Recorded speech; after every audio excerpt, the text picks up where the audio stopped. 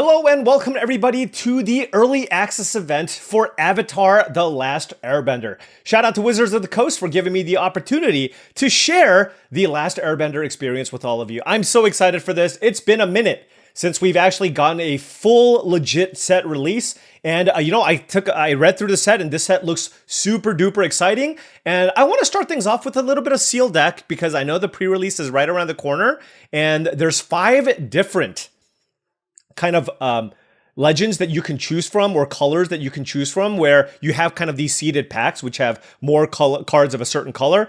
And I was working out the other day and Sandstorm played. And as a result, I was like, I'm going to start sealed and I'm going to do some Earthbending. So I'm going to choose Toph. I know a lot of people are going to choose Aang, but I'm going to go with Toph. And do my fair share of Earthbending in this sealed deck video. Really, really excited. Let's hop in. Now, before we do, just wanted to say that this video is brought to you by TCGplayer.com.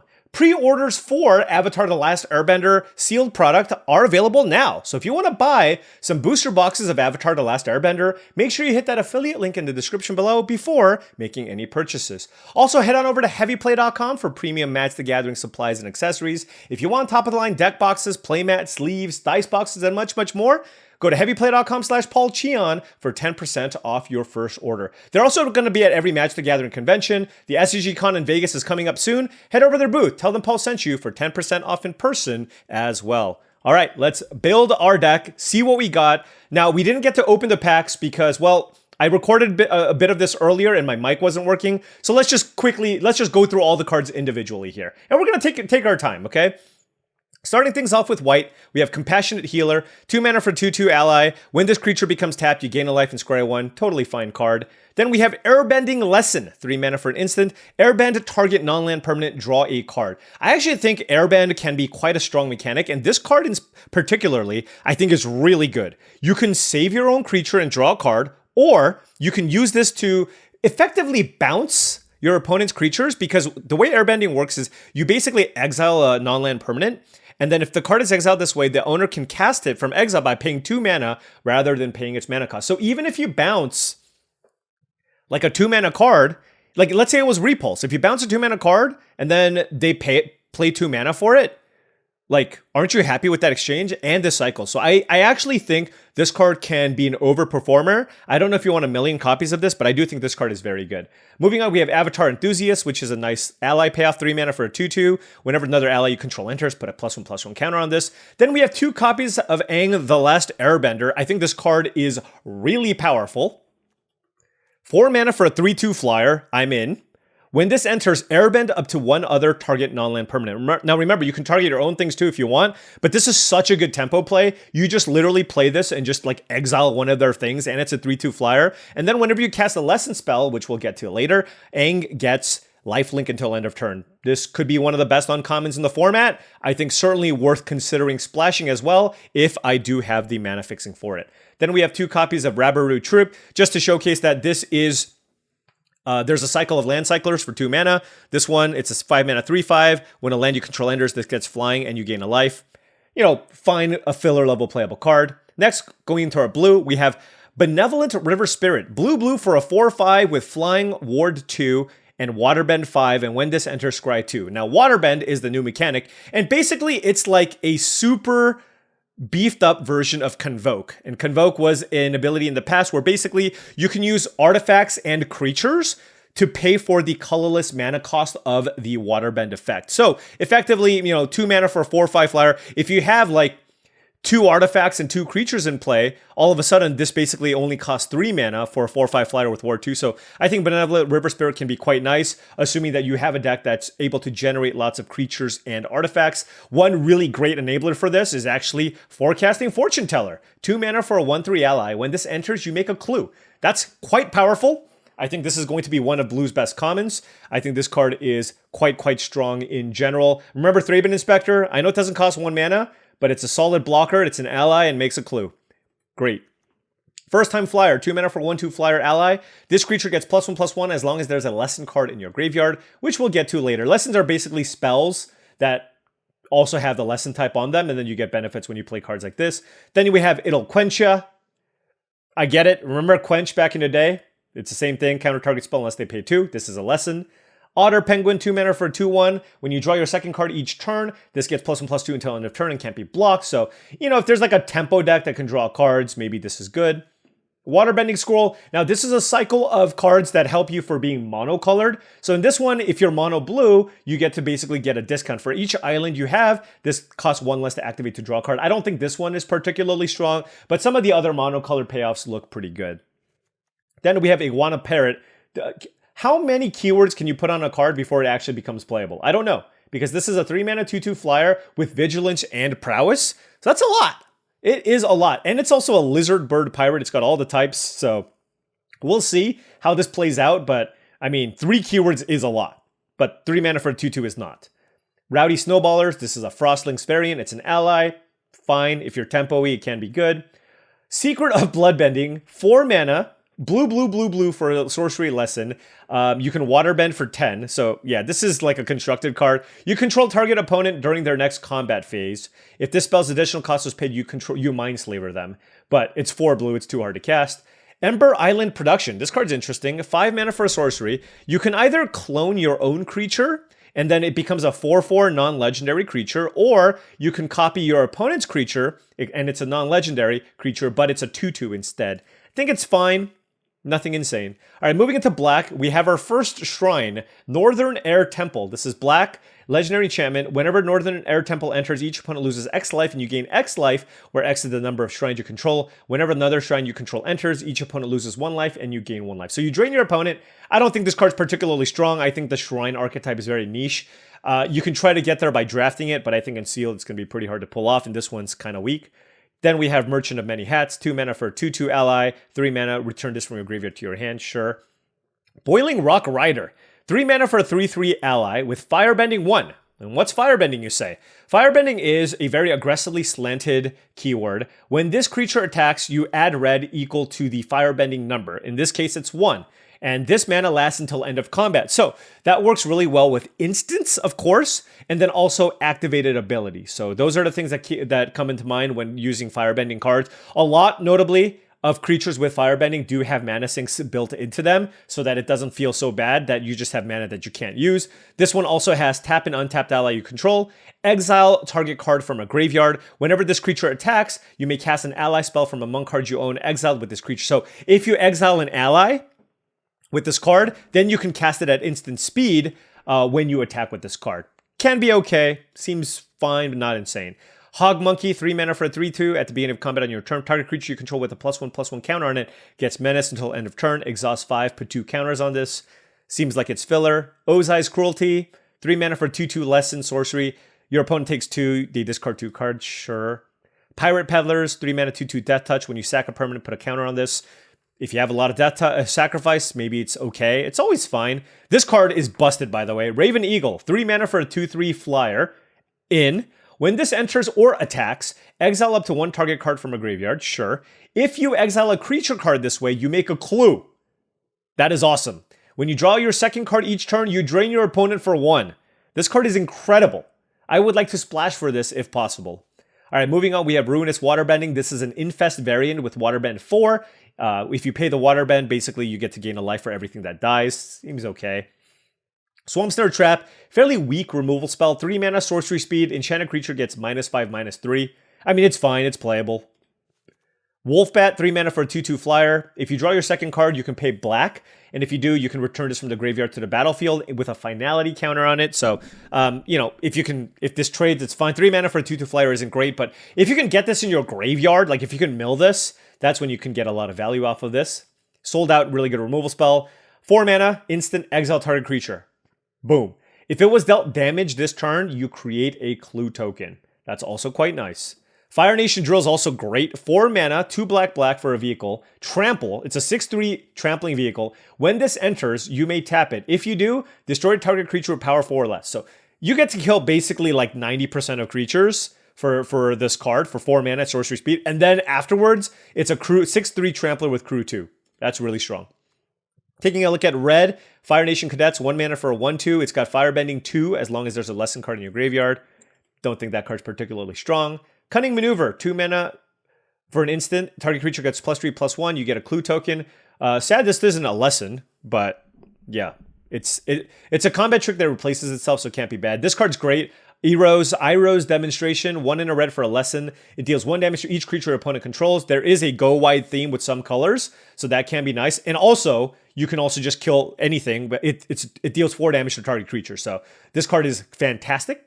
Moving on to Price of Freedom. Sorcery, 2 mana for a sorcery lesson. Destroy target artifact or land. They get a basic land and you draw a card. If you absolutely need a lesson, you can play this. It replaces itself, right? So like you can target their land and then they get a land, and then you draw a card, and then you get a lesson in your yard. Treetop Freedom Fighters. I actually like this card. 3 mana for a 2/1 haster. When this enters, create a 1/1 white ally creature token. It's also an ally. So if you have an ally deck, this card's great. It makes 2 allies, and one of them is a 3 mana 2/1 haster. So again, you need allies for that card to really shine, but allies seem to be very well supported here. Fire Nation Raider, 4 mana for a 4/2 human soldier. When this creature enters, if you attack this turn, make a clue. So in an aggressive deck, it's a 4 mana 4/2 that replaces itself. Rough Rhino Cavalry, 5 mana for a 5/5, Firebending 2, Exhaust 8. It gets bigger, sure. All right, now with these seeded packs, you're gonna, like for example, I chose green. I'm gonna have a ton of good green playables. Let's see what we have. Ba Sing Zi.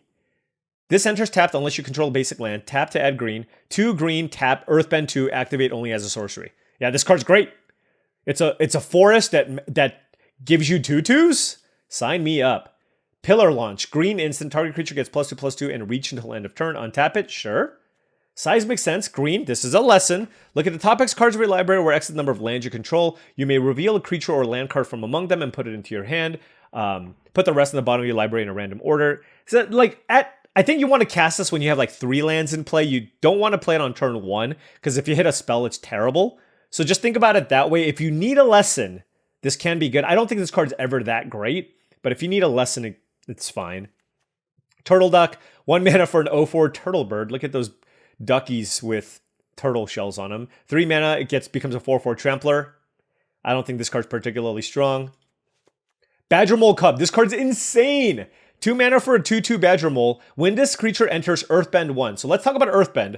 Basically, the way Earthbend works is anything with Earthbend with a number, target land you control becomes a 0/0 land creature with haste. Put X +1/+1 counters on it equal to the Earthbend number. In this case, it's 1. When it dies or is put into exile, return it to the battlefield tapped. So, the drawback, quote unquote, of turning your lands into creatures is they kill it, right? Here, you don't get that drawback, so that's great. Also, this card, basically what it means is on turn 2, you play it, you get a 2/2 and a 1/1, and then that land taps for 2 mana. This card is an absolute slam dunk bomb. Probably one of the best rares in the set. All right, moving on, we have Haru Hidden Talent. 2 mana for a 1/1 ally. Whenever another ally you control enters, Earthbend 1. Given just how there seems to be infinite allies, I think this can be good, but of course, you need to have lots of allies. Leaves from the Vine. This card better be good, it's a saga. 1 in a green. Chapter 1, mill 3 cards, make a food, sure. If you're looking to play a self-mill deck, that's good. Chapter 2, put a +1/+1 counter on each of up to 2 target creatures you control. So typically you don't want to play this on turn 2, you want to play it later when you have creatures in play. And then Chapter 3, draw a card if there's a creature or lesson card in your graveyard, which is very likely after you mill some cards. So I think this card's fantastic. I will definitely be playing it. Then we have Origin of Metal Bending, 2 mana for an instant lesson, disenchant, or put a counter on target creature control. It gets indestructible until end of turn. So a mediocre combat trick and a disenchant. I don't know how many things you want to disenchant in this format, but if there's a lot, that's main deckable. Rebellious Captives, 2 mana for a 2/2 ally. Exhaust 6, put 2 counters on this and Earthbend 2. Basically never cutting this from your deck. It's a bear with upside. 4 copies of Rocky Rebuke. 2 mana, instant, target creature control, deals damage equal to its power to target creature an opponent controls. Just a great removal effect in green. Having 4 copies of it, very happy. Sparring Dummy. This card's really interesting. I'm going to play this. 2 mana for a 1/3 artifact creature Scarecrow. It's a defender. Tap, mill a card. You may put a land card mill this way into your hand. So, you're going to have 17 lands in your deck. So almost half the time, it's going to draw you a land, right? But if you mill a lesson, you also gain 2 life. So this is a way to get card advantage, and if you care about things going into your graveyard, this is also quite nice. Then we have Unlucky Cabbage Merchant, 2 mana for a 2/2, ETB, make a food. That's good. When you sack a food, you can search your library for a basic land card and put it onto the battlefield tapped. If you search your library this way, put this creature on the bottom of its owner's library, then shuffle. So, either it's like a 2 mana 2/2 that trades and makes you a food, which is good, or you can use this to ramp, which is also quite good. So I think that card's great. Cycle of Renewal, this one I think is less good. 3 mana for an instant lesson. Sack a land, get 2 basic lands, put them onto the battlefield tapped. Then shuffle, this is like a Harrow effect. If you absolutely need mana fix, you can play it. Ostrich Horse is a card I like. 3 mana for a 3/1. When this creature enters, mill 3 cards. You may put a land card from among them into your hand. If you don't, put a +1/+1 counter on this. So obviously you want to hit a land with this, but if you care about self-milling, that's a thing. And then if you miss, you get a 4/2. It's just really solid card. 2 copies of Toph the Blind Bandit. 3 mana for an X3. When it enters, Earthbend 2. Toph's power is equal to the number of +1/+1 counters on lands you control. So when you play this, it's a 3 mana 2/3 that Earthbends 2. Great, great card. Then we have one of the best, another amazing rare, Diligent Zookeeper. 4 mana for a 4/4 human citizen ally. Each non-human creature you control gets +1/+1 for each of its creature types to a maximum of 10. The reason why they put a maximum of 10 is because of changelings. Oh no, those count as humans. Anyways, they're gating it still. But this is a 4 mana 4/4 that turns like my turtle ducks into 2 6s. This card's excellent. Earth Rumble. I'm not sure how good this card is. I want to play with this though. 4 mana for a sorcery, Earthbend 2. When you do, up to 1 target creature you control fights target creature an opponent controls. So I hate fight spells in general, but when it comes attached to a 2/2 body, then we're talking, right? Because like the floor of this card is a 4 mana 2/2 that you can use to shock something. Because when your 2/2 land that gets earthbended dies, it just comes back into play, right? But the upside, of course, is you literally have a large creature, you kill their thing, and then you get a 2/2. That is incredible value. So I'm thinking this card is going to be good, but we'll see. Then we have Foggy Swamp Vinebender. 4 mana for 4/3 ally. Can't be blocked by creature's power 2 or less. Waterbend 5. Put a 1/+1/+1 counter on this creature. I don't think it's that great. Badger Mole, 5 mana for a 4/4. When this enters, Earthbend 2. So you're getting 6 power, 6 toughness worth of stats on this card. Creatures you control with +1/+1 counters on them have trample. Certainly we'll try this card out. Then we have Boomy, King of 3 Trials. 6 mana for a 4/4. When this enters, choose up to X, where X is the number of lesson cards in your graveyard. So if you have a lot of self-mill and a bunch of lessons, this card can be good. Put 3 +1/+1 counters on Boomy. Okay, 6 mana for 7/7, I guess. Target player scries 3 or Earthbend at 3. So I think Earthbend 3 is the thing you're going to do most often, and then followed by, scry 3 or +1/+1 counters. It can be good, but again, you have to keep track of how many lessons you have. Then we have a Sabertooth Moose Lion. That's a mouthful. 6 mana for a 7/7 L-Cat with Reach, with Forest Cycling, sure. Then we have the cycle of these tap lands. These are dual lands that you can crack to draw a card way, way late in the game. I like this. I like these cards, obviously. I'm curious, though. Is it worth playing these on the off-color splash? Like, if I'm just blue, do you play this card? In sealed, maybe. All right, so let's put those in. We have 2 green-white ones, which is really, really important because even if white isn't deep, I want to splash for the Aang, the Last Airbender. All right, Pretending Poxbearers, 1 hybrid, white-black. When it's an ally. When this dies, create a 1/1 ally token. It's a 2/1. Yep, perfectly fine playable card. Messenger Hawk, 2 in a blue or black for a 1/2 flyer. When ETBs make a clue, this creature gets +2/+0 as long as you draw 2 or more cards. On rate, this card's pretty terrible, but it replaces itself. Zuko is really interesting, but it's just not something that I want to splash because I'm going to be green base. Black-red for a 2/3 legendary rogue. Beginning of your first main phase, choose one that hasn't been chosen, and you lose 2 life. So that's a big drawback, losing 2 life every turn. Draw a card, put a +1/+1 counter on Zuko, add red. Or exile Zuko, then return him to the battlefield under an opponent's control. So if your opponent's at 2 life, you can actually use this to give this to your opponent, and they take 2 and they die. I think it's cool. Not sure how good it is. All right, let's look at some more hybrid cards. Earth Village Ruffians, 3 mana for a 3/1. When this dies, Earthbend 2. Seems fine. Bitter Work, 3 mana. It's got Toph on it. It better be good. Whenever you attack a player with 1 or more creatures with power 4 or greater, draw a card. Exhaust 4, Earthbend 4. Activate only during your turn. I mean, certainly worth trying. Jet Freedom Fighter, 2 hybrid red-white, hybrid red-white, hybrid red-white. I don't think I'm going to play this just because if I'm going to be green-based, this is going to be too hard to cast. When Jet enters, he deals damage equal to the number of creatures you control to target creature an opponent controls. When it dies, put a +1/+1 counter on each of up to 2 target creatures. Really good signpost card, especially if you're going wide. I do think the card is quite nice. 3 copies of Earth Kingdom Soldier, 5 mana for a 3/4 Vigilance. When this enters, put a +1/+1 counter on each of up to 2 target creatures you control. Filler card. 5 mana for a 3/4. You put a counter on itself and one other thing, and you get 5 power, 6 toughness worth of stats. It's not an ally though. 2 copies of Guru Pathic. 2 hybrid blue-green, 2/4. Legendary Human Monk ally. When this enters, look at the top 5 cards of your library. You may reveal a Lesson, Saga, or Shrine card and put it into your hand. Wow. That's value. Whenever you cast a Lesson, Saga, or Shrine, put a +1/+1 counter on another target creature. Okay, I'm going to try to play this card. I got to do a Lesson count, of course, but of course I'm more incentivized to play more Lessons if I'm going to play this card. 2 copies of Barrels of Blasting Jelly. It's a mana filter artifact. 5 sack this, deal 5 damage to target creature. Okay, I'm not going to play that. It's too inefficient. 2 mana, Aang's Journey. Sorcery Lesson. Search your library for a basic land card. If this spell was kicked, instead search your library for a basic land card and a shrine card. Reveal those cards and put them into your hand, then shuffle. You gain 2 life. Is the gain 2 life on the kicker? I don't know. It is a lesson. It's kind of slow though. Spending 2 mana to get a land is not great, but it is a lesson. All right. All right, I'm going to clean this up by colors real quick, and let's quickly build a deck, because we've spent a lot of time reading all the cards. All right, based on what I saw, I think the blue looked kind of weak. White is certainly not deep enough, but I am interested in splashing Aang. And I do have 2 Kyoshi villages, so I think I'm certainly going to do that. Anything else I want to splash? No. Avatar Enthusiast, not good enough. Airbending Lesson, no. I think, you know, obviously when you're splashing, you want to minimize your splash cards. My red also looked quite weak.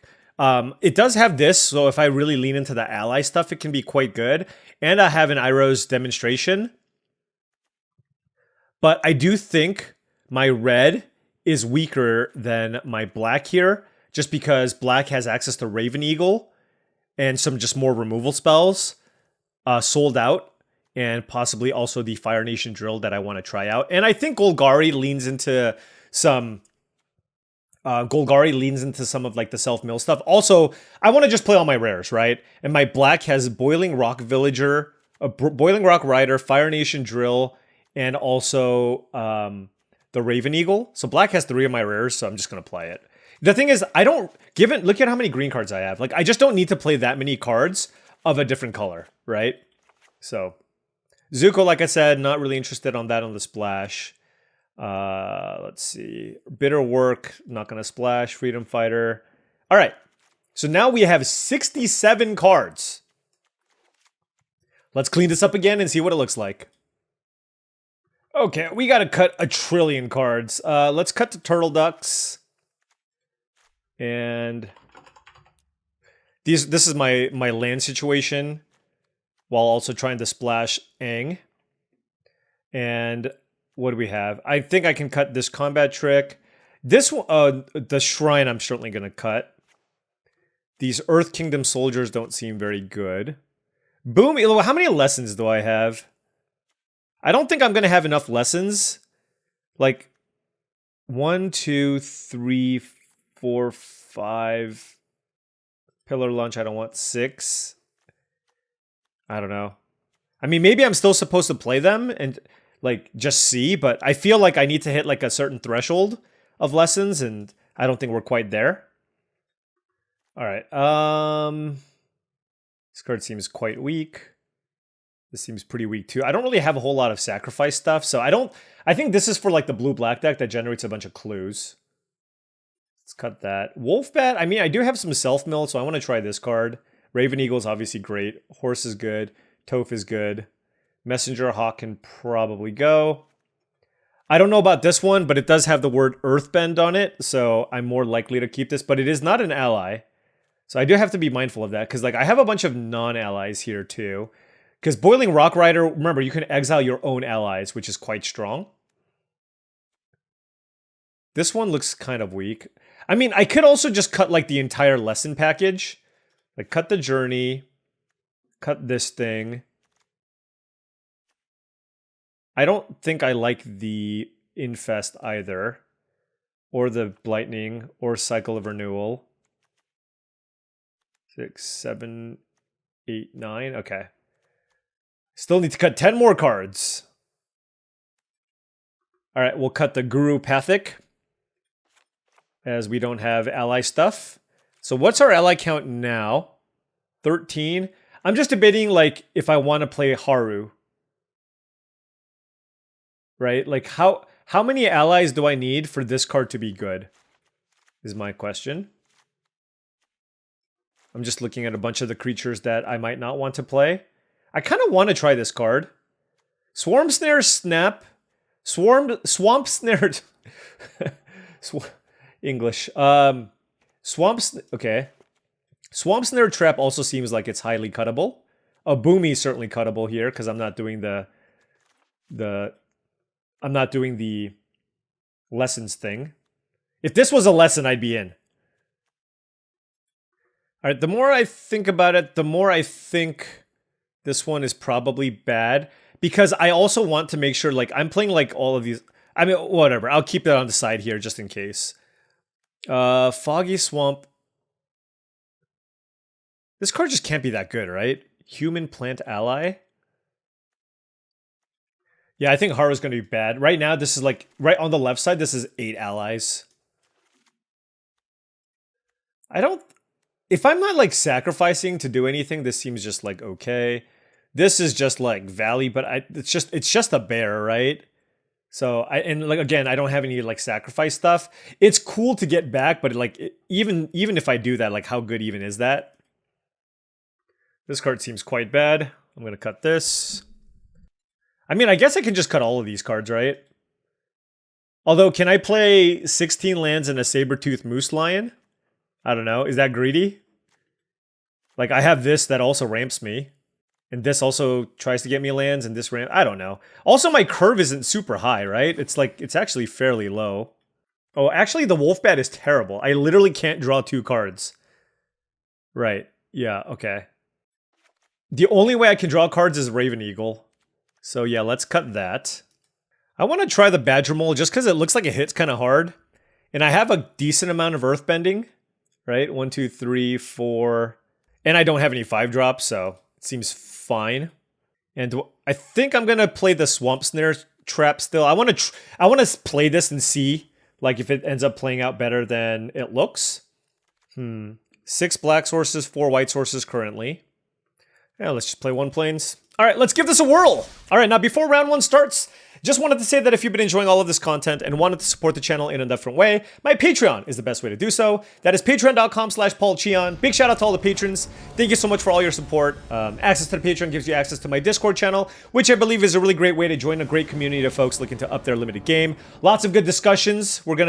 I'm sure it's gonna go into overdrive once we really get things going with this all things Avatar: The Last Airbender, 3 forests, our white cards and our black cards, and a Rocky Rebuke. Got to mulligan that one. And I will certainly keep this. And what am I bottoming? I will bottom the double black spell. I will be... Well, hold on. Yeah. I'm going to be responsible there. It's a good card, but we're just very far away from casting that thing.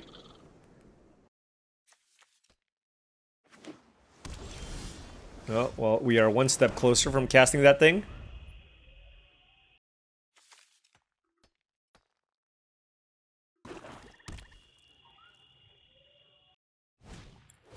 Li Indoctrination. Oh, they get to get a card out of my hand? Man! And I drew the 2nd black. Can we put Sadness on the stack yet? Alright, what do? Fire Navy Trebuchet. Whenever you attack, make an 3-mana 0/4 reach. Okay, sure.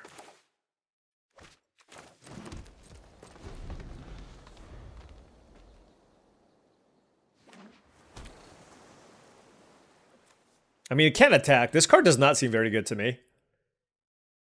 You know what's also not very good? Not playing anything for the first, 5 turns of the game.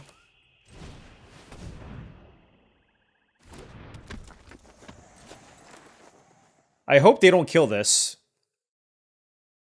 But they're Dimir, so I assume they can.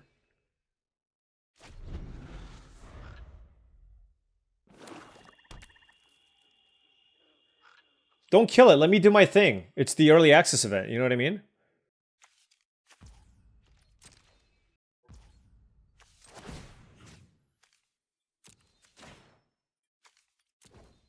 I mean, presumably they're gonna kill the Rioter. That is my assumption. Maybe not.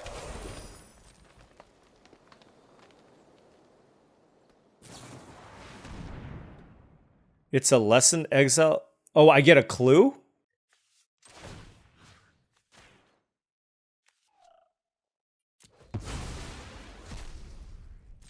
Okay, that card does not seem very good.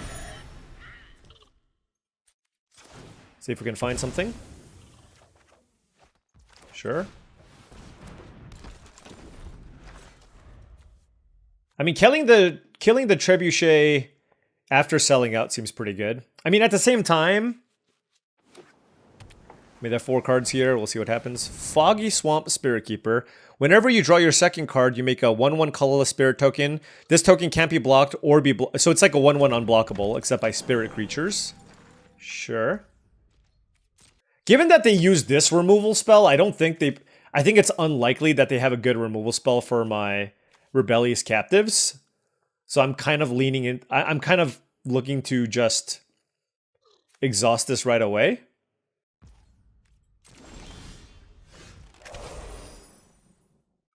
But, like, I don't even know how good attacking is, to be honest. With all... Yeah, because they get to hit me back for a lot, so I think we just wait.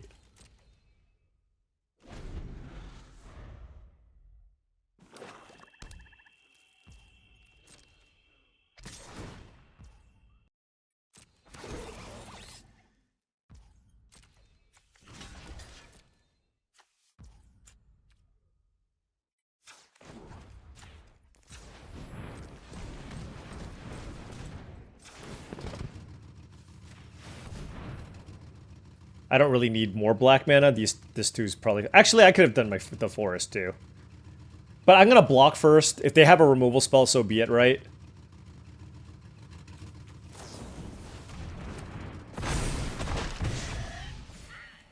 What does this do? Minus... Target creature gets -1/-1 and put a +1... Wait, why didn't they... Wait, did that not work? 4/4... Wait, where did they put the +1/+1 counter? They should have killed this. Okay. Well, I guess that happens. Sometimes.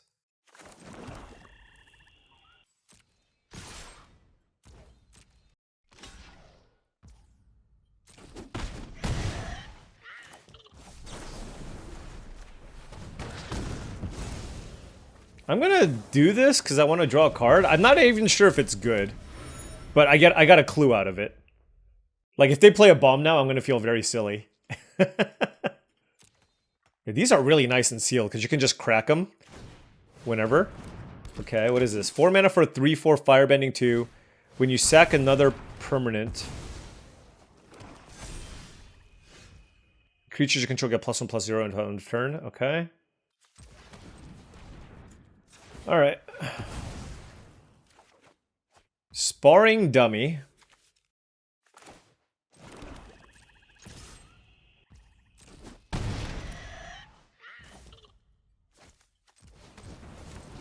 Then I can crack this. Sacking the village is always awkward, though, just because, like, if I draw the Ang, rather, it's just not great.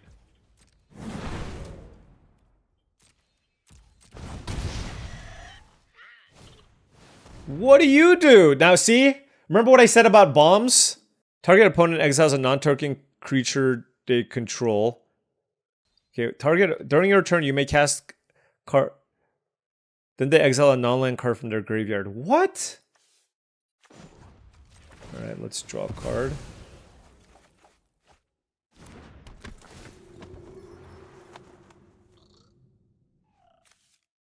So they get Rocky Rebuke? So they get a removal spell no matter what? That's crazy.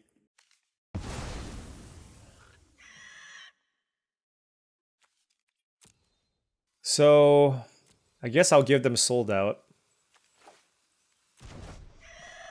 Because Rocky Rebuke they can cast this turn. Okay, okay. What a good draw. What a good draw.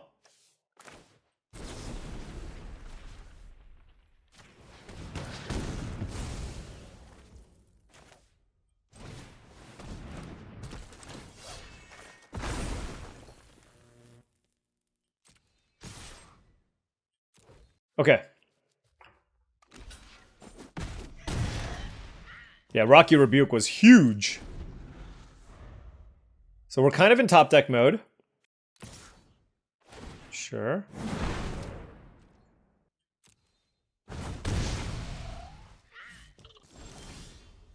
Diligent Zookeeper. Oh, I'm actually curious.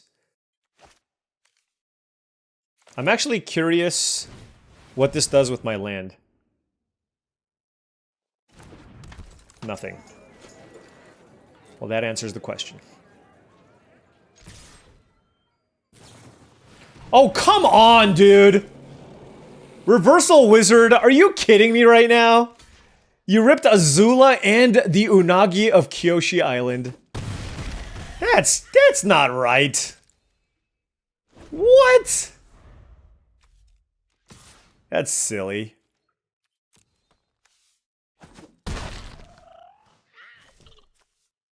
Oh my gosh, I mean, that is legitimately gross.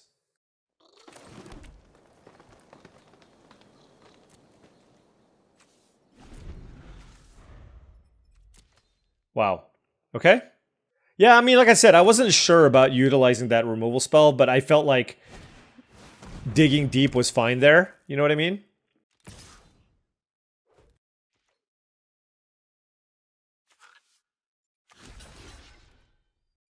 Sure.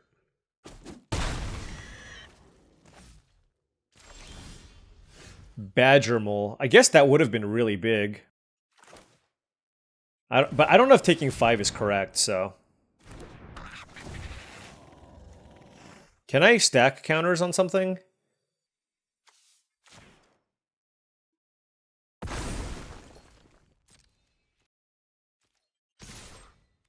I'm not sure if this is correct, but...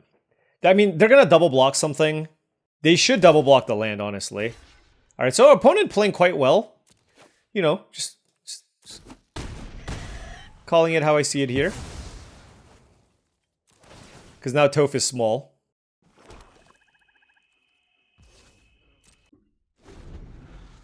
They didn't want to mill themselves. That's interesting.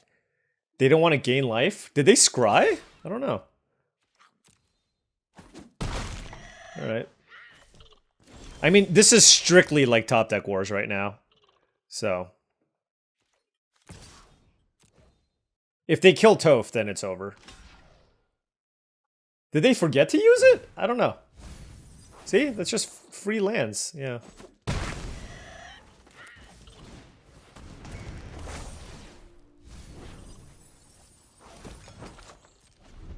Don't kill Toph.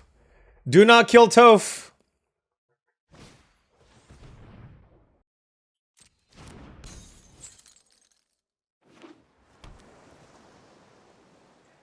Oh well.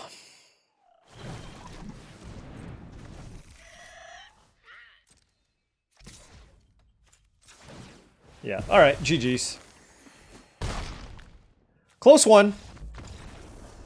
Close one. I think... Yeah, I mean... I do think I probably just, like, threw away that removal spell, and that ended up costing me. So I gotta be better with my removal. And that's the learning there. Just... You know, killing a thing and drawing a card just feels so good, though. You know what I mean? Alright, gonna keep this Forest Swamp. I got 3 rares in my hand and 2 Rocky Rebuke, so... Absolutely keeping this. These kind of are at odds with each other because they both exile for value. This is where the Land Cycler also comes in handy, especially with the Raven Eagle. Like, I Land Cycle, play this, exile the land. What is this? It's a Vigilance Scryland that filters mana, sure. Arena Championship 10. What does the Arena Championship 10 have to do with limited magic? Just curious. Yeah, it's a nice little perk, so all good. Okay, I need a 3rd land here. Okay, that's good.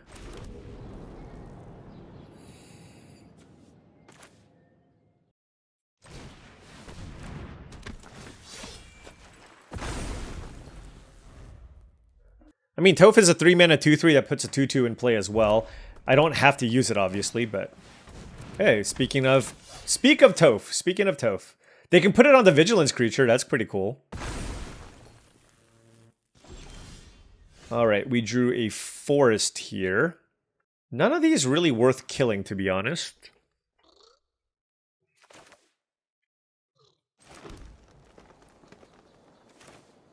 Oh, I guess I can kill Toph with Rocky Rebuke. But I'm just going to play the Rioter first and just pass. Oh, you know what I could have done? Oh, and that's the sorcery speed. Yeah, but I'm going to... Look, the way that I look at this is... If my Rioter lives, this is like... I'm in really good shape, right? Bitter Work, that doesn't do anything. Okay, perfect. Oh, and I drew Ong, but I can't cast it. Okay, so what do I want to do here? I guess killing Toph isn't particularly strong. Oh, and I haven't exiled anything, so it's not even as good as that. Oh, I can tap a different ally, right? This turn isn't as exciting as I thought it was going to be.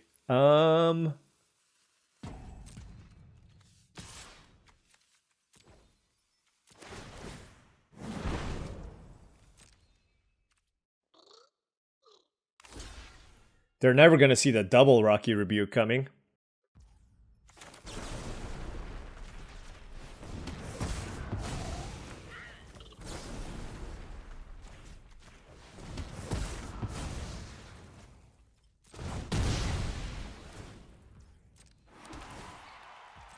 Ooh, they get to Surveil, or Scry rather.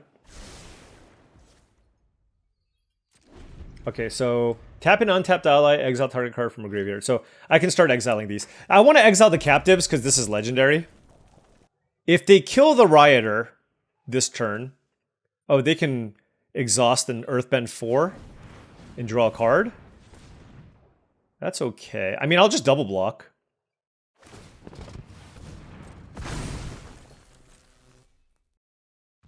Okay, so they just made a 4/4 there. That makes sense. All right, so let's exile the captives. White or black mana would be great. Okay, so we drew the drill. That is fantastic.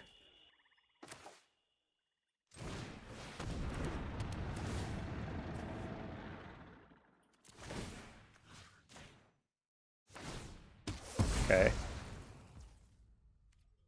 So that comes back in. So now I can attack with these two and then play the Rebellious Captives at instant speed, if I read this correctly. Which is great. And then I have a 6/3 trampling vehicle here as well. Okay, so this hand is working out better than the last one. We got totally kind of stomped by our opponent's sweet rares.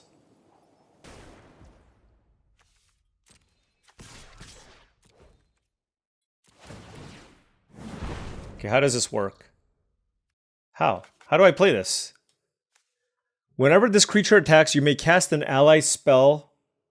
Did I trigger this wrong? How does this work? I have red mana. I think I triggered it wrong. Oh, that is horrible. What?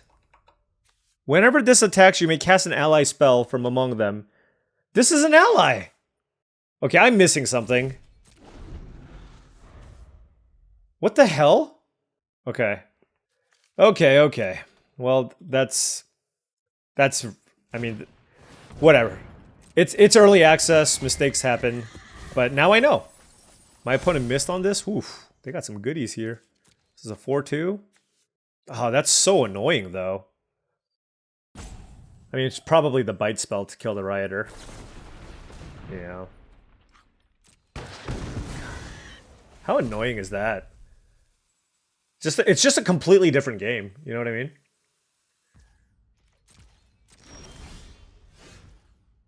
Oh, I can airbend the Fire Nation drill? That's pretty sick.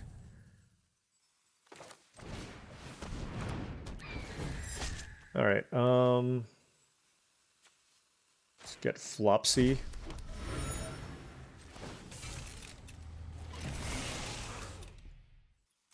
I'd rather just attack. It tramples. Then let's do this. Drain our opponent. Then play the tap land.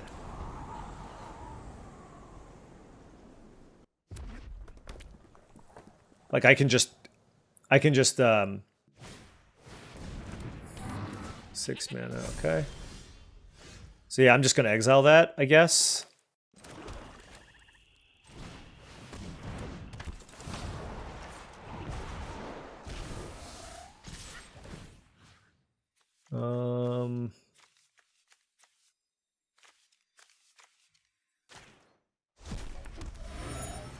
All right. Opponent goes to 1 life. Seems like it's going to be difficult to win from this spot. I have 2 flyers in play. Oh, 2 mana Floopsy. That's good. Flopsy, rather. I mean, even if they have 2 bite spells, it's not enough. It's still not enough. So yeah, I mean, that's good though. Earth Rumble, a Flopsy fights this. Okay, and then you're just dead.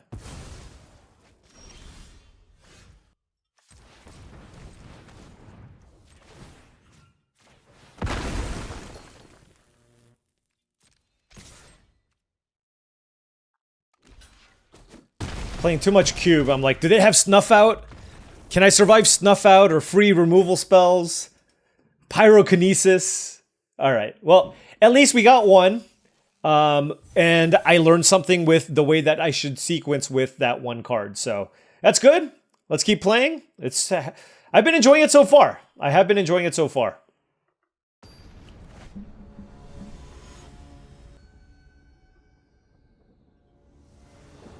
All right, on the play, I will keep this. I have the Sabertooth Moose line in my hand to get me the forest. So we'll use that. 1 drop. Am I dead? 1 mana, 1/1 Flying Vigilance, Momo.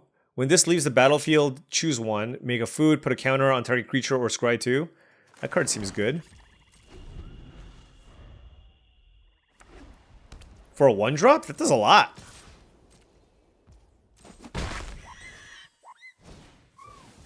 Oh yeah, Water Tribute Tribe Rallier is cool. 2 mana for a 2/2, ally, Waterbend 5. Look at the top 4 cards, reveal a creature card with power 3 or less from among them and put it into your hand. So, really, really good value.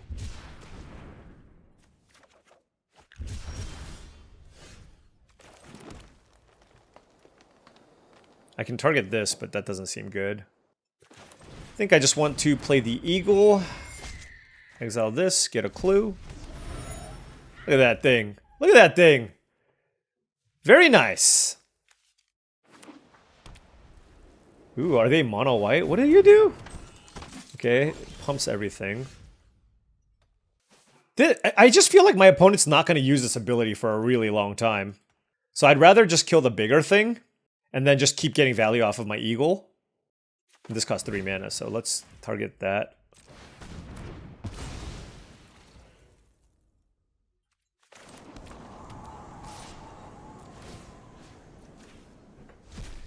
This Eagle is insane.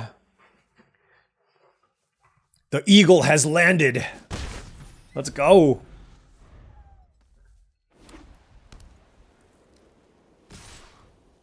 Oh, this thing has vigilance. I missed that part. What do you do? Cat Owl? When this attacks, untap target artifact or creature. Okay. Now I have to think.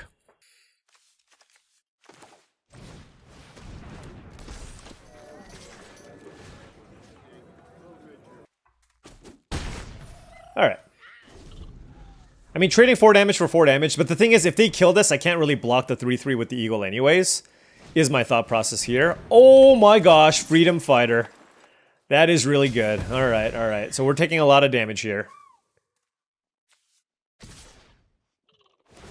Okay. So, I mean, they're still putting a lot of pressure here, even though I had a really, really solid draw. So now we're going to need to make some necessary adjustments here if possible.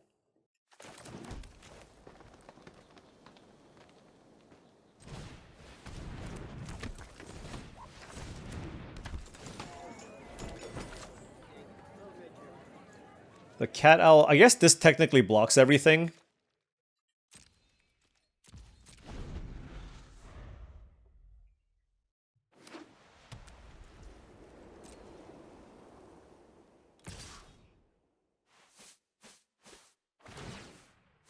Okay. So it's a 4-mana 3/3 Flying Vigilance. I guess that's not terrible.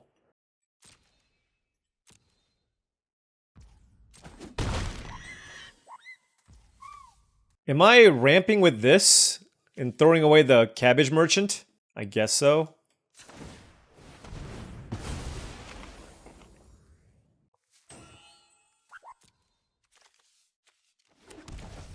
Gain some life, get a Plains. They don't have to use it now, but they're looking at the Water Tribe Rallier. Oh, they get to Waterbend twice? I see. I guess I should kill that thing, huh? Yeah, this card's actually getting kind of out of hand. But I kind of want to kill the Cat Owl. But I can't. Not with, I can't do this just yet.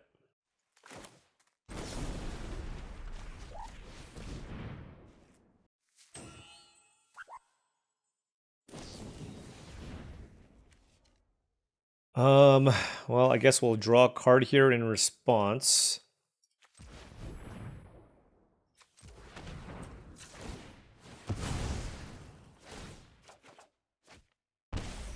Man, this tap lands, unfortunately.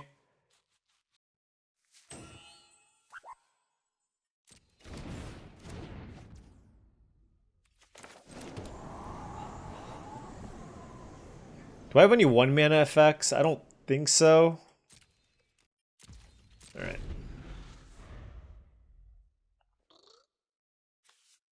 Well, that shows me for underestimating that card.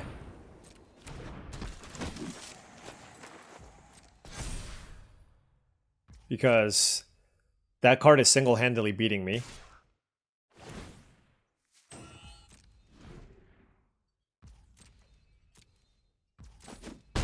Like, the thing is, I don't even know what to kill. There's a 4/4 flyer and a 2/2 that's, like, generating infinite card advantage.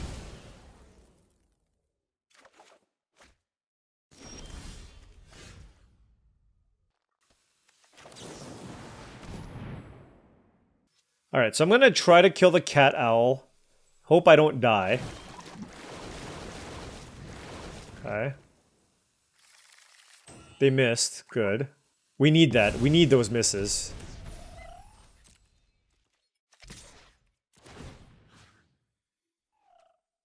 I think I would rather draw a card than try to cast that. So let's do this.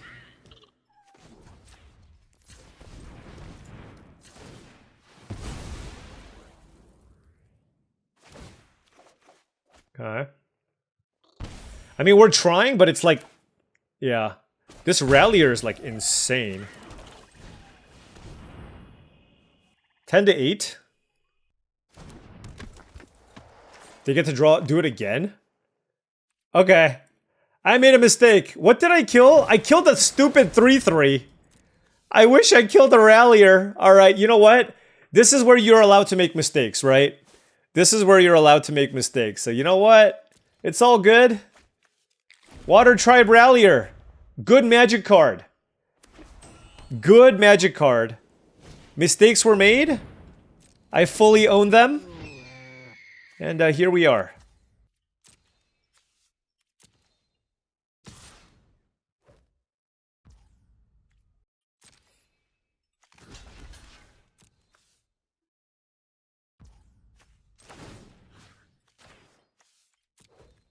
Is this an ally?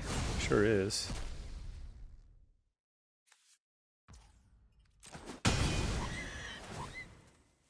Okay. So I don't know if this attack was good.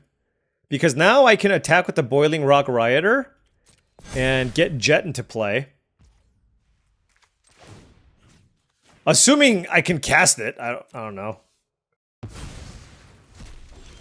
Oh, I don't have the... Wait, no, I do have the mana. Red, white, white. Okay. Okay. Green, black, black. Toph. Target this. Okay. This better work is all I'm going to say. I'm going to be very upset if it doesn't. You attack, you attack.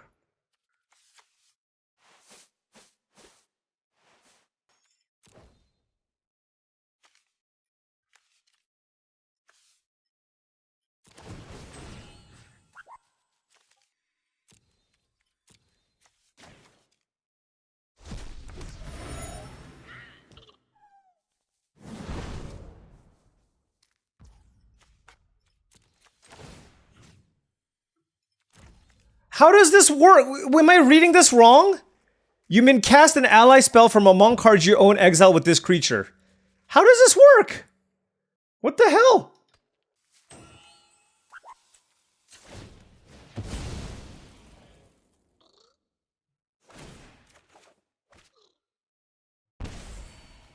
Oh, it's not with flash? I mean, what's even the point? Whatever. I'm really confused. So I cast it in my second main phase? Is that what's going on? I guess so.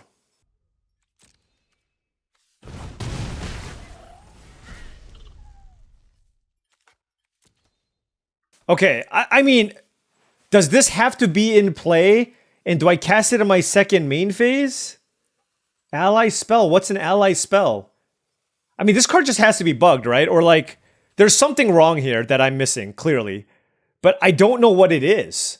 And that's very frustrating to me.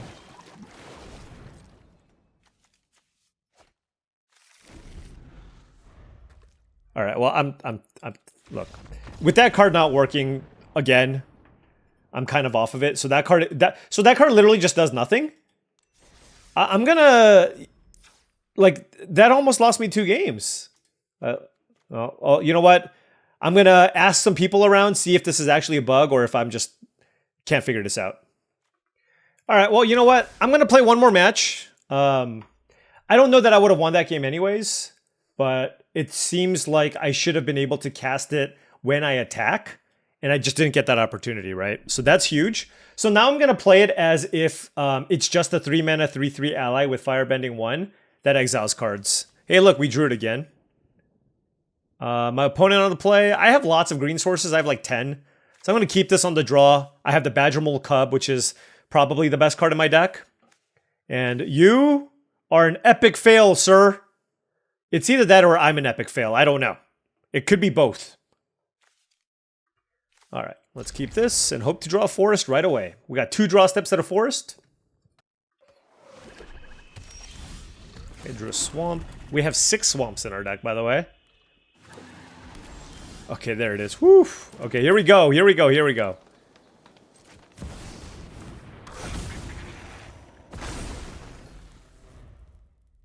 I mean, this is going to be less exciting if they just kill my Badger Mole Cub right away. Because I only have 4 mana next turn anyways. What is this? Judy, one of many. Black, tap, surveil 1, create a copy that's... Okay.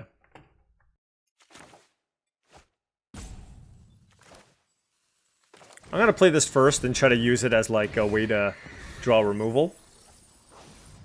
Get a forest.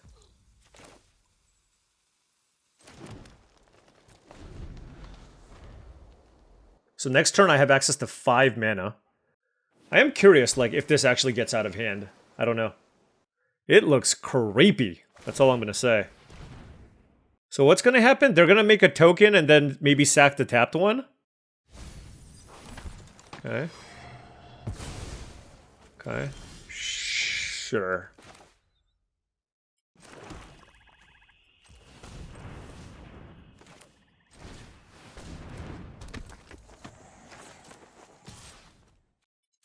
I'll save the Rocky Rebuke.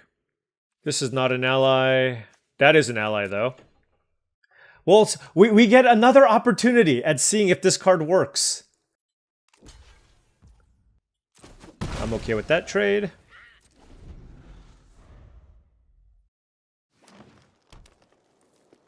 We are a bit flooded. Don't kill it. I want to try it. Don't kill it.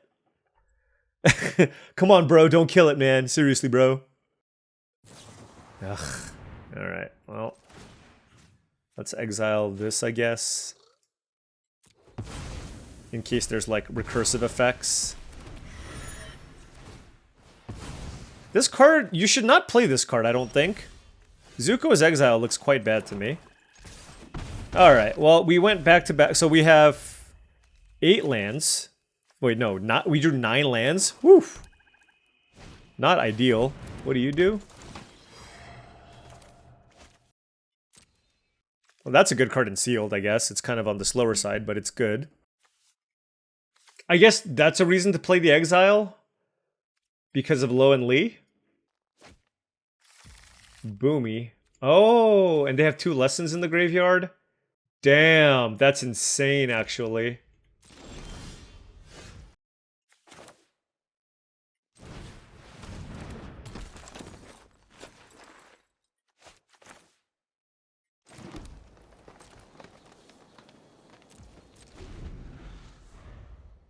I take it all back. Play all your lessons, I guess. 2, 3, 4, 5.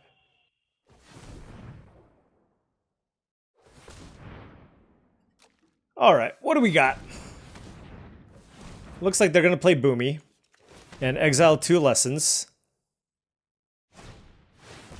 Yeah, I mean, that was a really, really strong combination. They're probably just gonna go like 7/7 Earthbend 3. And that's gonna be really good. They could also scry 3. I mean, there's a lot of value in scrying 3 at this point. Nope, they went for the beef.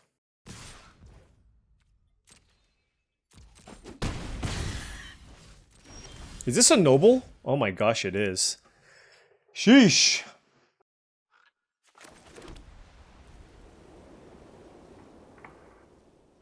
Two, 3, 4, 5, 6. I guess I could do that. Double Rocky Rebuke on this.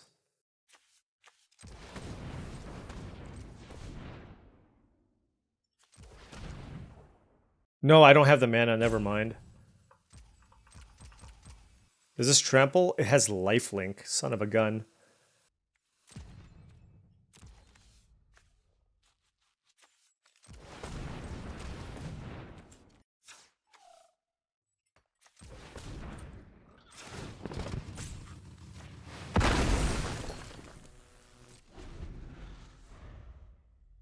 Alright, so I got a 4/4 and a pair of 2/2s here with a bunch of mana. I have access to 1 Rocky Rebuke. Let's see what they do. I split this up so I can just get more mana off of my Badger Mole Cub. Not that I necessarily need all the mana, but... Through the Omen Paths, we had a good start. But this one, we're getting kind of crushed with this green deck. Okay. Lifelink. Dude, this Lo and Lee is very good. Why would they play that first? Okay. I mean, it's just day 1 thing, so it is what it is.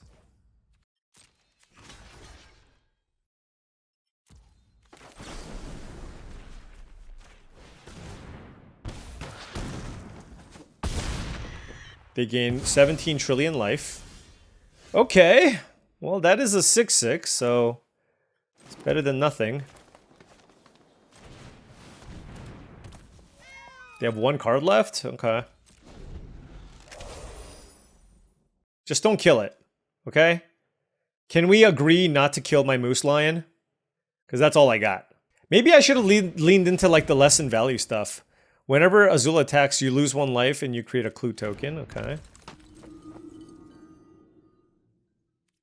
It's a noble too. Wow.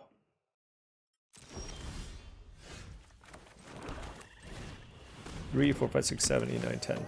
I feel like the unlucky cabbage merchant with all these lands. You know what I mean? I mean, I'll trade this. Unless they have a way to kill this.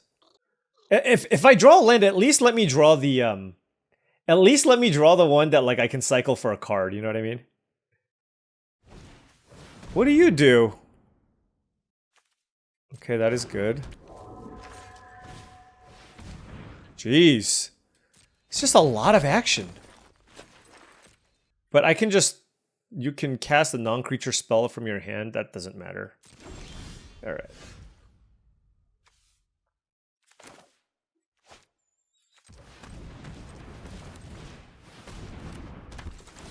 Let's see. Do I want a 4/4 on this board?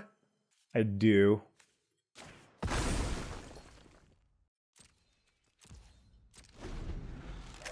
I mean, if anything, I should have killed the captives, but I'm keeping the Rocky Rebuke here and just trying to be patient and trying to pick my spots.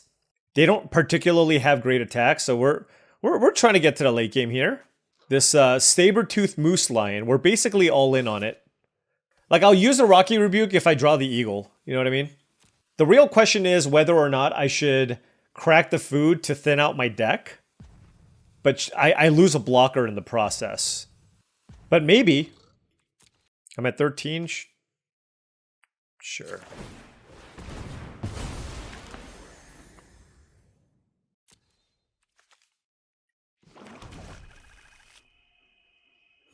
We don't have many lands left. It's mostly gas. Which makes Sparring Dummy a pretty bad draw, but sure.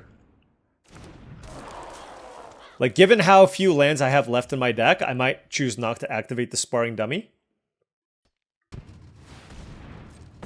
So far, it does feel like it's all about kind of mana sinks and ways to get value. From what I've seen so far. And again, this is just like very, very low, you know. What does this card do? Earthbending Lesson. Okay. Wow, okay. I mean, that was a thing. You need to draw some lands, MTG monster. Join me. I guess they drew 7.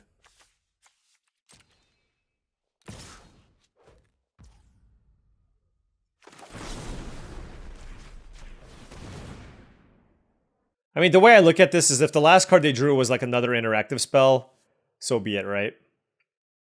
But being able to cleanly trade for a 7/7 seems decent. Because they already used the captives. I'm not... You have one card. I'm not... I don't understand. Okay. Sure. 8/2. They did that. I guess we'll just... I'm not using the Sparring Dummy, so let's just do that.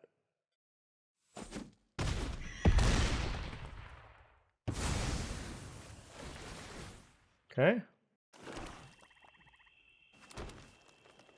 I mean, you know, all things considered, like, my opponent has a much stronger deck, but we're still... I'm telling you, this Moose Lion has been getting it done. So far.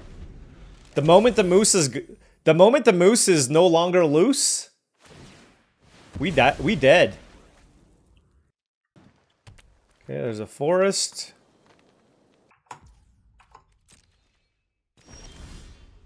Okay. Sold out is a thing. Let's crack this. Swarm Snare Trap. What do I want to kill? The problem is I just can't get good attacks in, right? Like, because I just have to keep all my stuff back.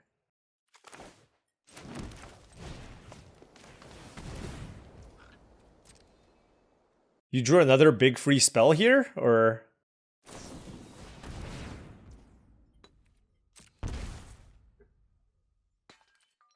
Oh, sure.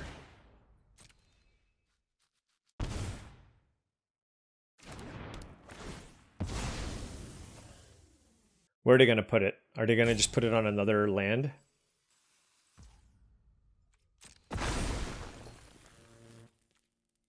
Yeah, here's the thing. Like, I can't... I take too much damage, right? I guess they have no cards in hand. I wonder if, like... Am I supposed to attack with Toph here? It would trade with 2 things. First strike, lifelink, lifelink.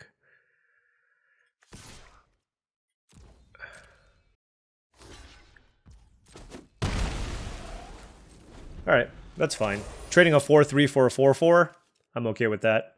Alright, 1 card in hand for the opponent.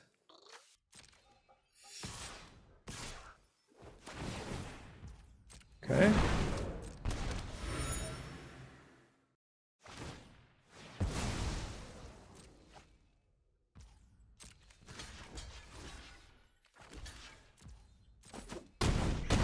All right, that's fine.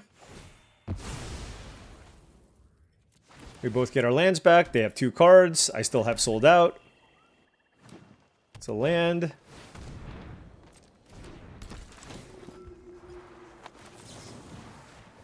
Wow. Azula is good. Do they have the mana to play anything? I guess a 3 mana card. It's just till this turn, right? But I don't want a creature. Do I have a flyer? They have 2 mana up. All right. Wait, how did my creature die? Wait, hold on. What happened? Oh, oh, yeah. It edicted my thing. This card is so dumb. Yeah, that card is insane. Azula? 5 mana, 4/4 edict, and you get to cast the things that you steal? That is ridiculous. All right. Well, we got absolutely obliterated, I will say. Okay? Absolutely obliterated. I like the value-y stuff that you're getting from black. Green looks, you know, I had a lot of green cards, but I don't know. It didn't feel quite like... None of the green cards felt particularly strong. Maybe if you lean into like the lesson stuff. Maybe then.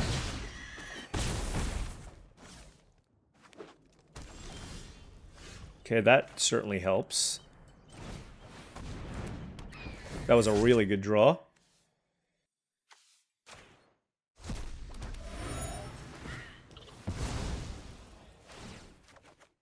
Okay.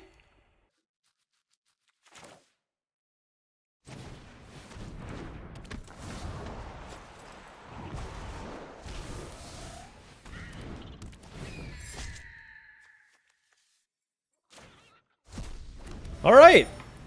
I mean, that was a good sequence of draws. Now I need to hope my opponent misses. Create a 1/1 unblockable spirit token. Well, I don't like seeing that, I will say. But my 2/3 blocks everything, so if they whiff here, we have a shot. They have roughly half their deck is land, so that's at least something. And yeah, I mean, this Eagle's going to have to do a lot of work. But yeah, they don't really have great attacks here. Like, if they attack with everything, then yes, Aang will get in front of something, and then the Raven Eagle will block something else.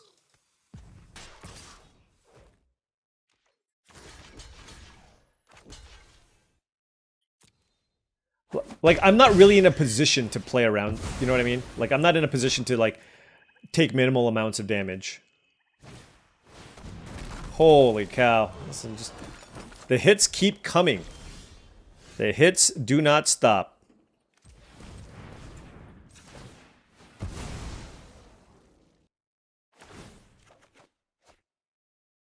Six Death Toucher, huh?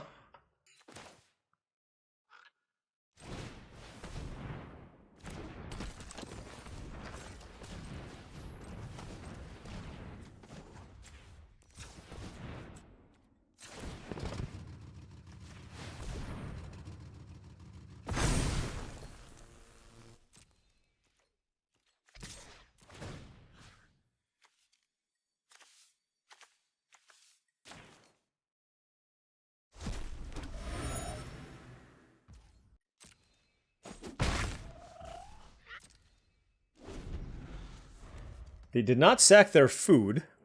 Okay. Do I have any spirits? No, I don't. I mean, Crawler is certainly attacking.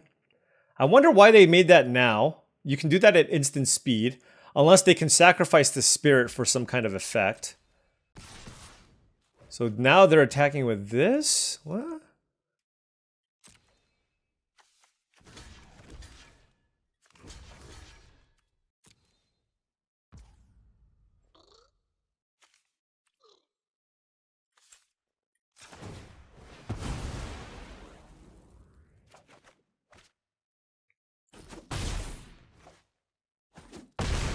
Okay.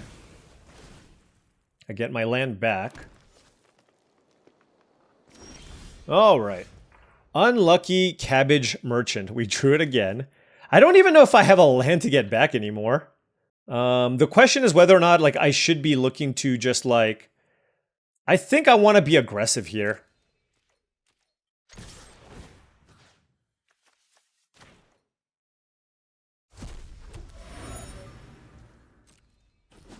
All right, so they're at 11. Raven Eagle is like single-handedly getting me back into this. This is absolutely insane.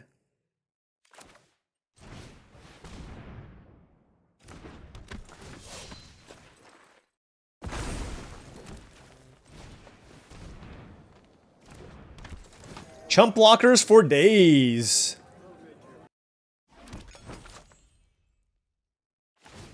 All right, they're at 13. Can't be blocked by non-spirit creatures. Okay. I do have an Ong. I don't... Or Eng, but I don't know what to target with that. Yeah, let's just block. Do I shuffle this back in? Sure. Okay, I did have a swamp left. Why didn't they attack with the 1/1? They can't block, right? Okay. Ba Sing Si. Did I say that right?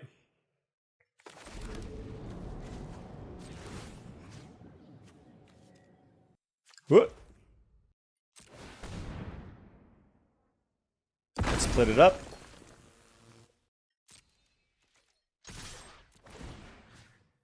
Let's exile this. This is lethal, right?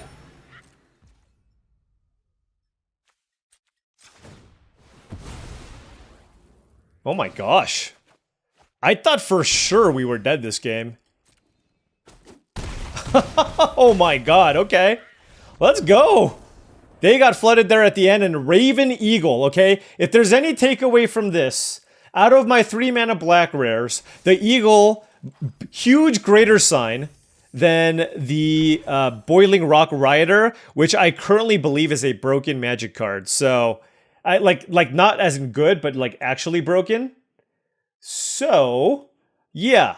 All right, so all in all, what did I think about this deck? Well, this deck just felt kind of underwhelming, at least when it played out. I just felt like I just played green creatures with like some stats but like all in all, like I didn't do that much, right? It's like, hey, here's a bear that makes me a 2/2, you know, like it's all just kind of generic. If I can find ways to utilize the Earthbinded cards in some way, that's good. But yeah, I mean, it just didn't feel all that exciting. So I will note that, right? Like, yeah, I mean, this is a fine card on rate. 5 mana for a 4/4 that gets me a 2/2. But like my overall build it just didn't feel all that satisfying. Now, taking a look at the green here, I mean, I had the hidden talent. I could have like considered like a heavy ally component, but again, that leads to just like earthbending stuff. This is like, maybe it's okay and sealed as a mana sink. Boomy, I think, is quite strong if you can get enough lessons. So maybe there was like a lesson angle that I needed to be more mindful of. I could have played Seismic Sense, Origin of Metal Bending, Cycle of Renewal, the discard effect. I don't even think this card is that good. Yeah, I just don't think I had enough lessons to play, but all in all, deck felt kind of underwhelming. The only thing that was like awesome was my one of my few black cards, which was the Raven Eagle, which was great. And the Fire Nation Drill is also quite nice. And then my best cards were my non-green cards, despite having a ton of green cards. So, you know, again, very, very small sample size.